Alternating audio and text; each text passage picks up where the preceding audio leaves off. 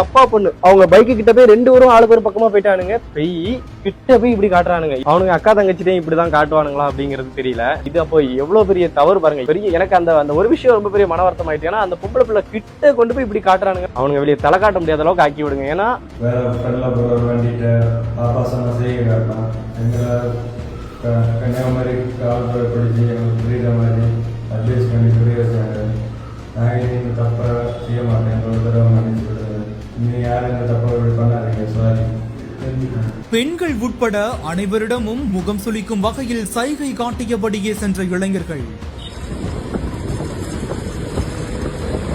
Video காட்சிகள் வைரலானதை தொடர்ந்து அதிரடியாக கைது செய்தது காவல்துறை கொடுத்த ட்விஸ்ட். வீடியோ வெளியிட்டு மன்னிப்பு கேட்ட இளைஞர்கள்.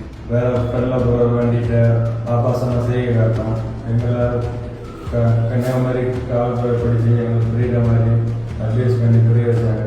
கன்னியாகுமரி மாவட்டம் குளித்துறை மேம்பாலம் அருகே இருசக்கர வாகனத்தில் சென்ற இளைஞர்கள் அந்த வழியா சென்ற பெண்கள் உட்பட அனைத்து வாகன ஓட்டிகளை பார்த்து முகம் சுளிக்கும் வகையில செய்கை காட்டியபடியே சென்றிருக்காங்க.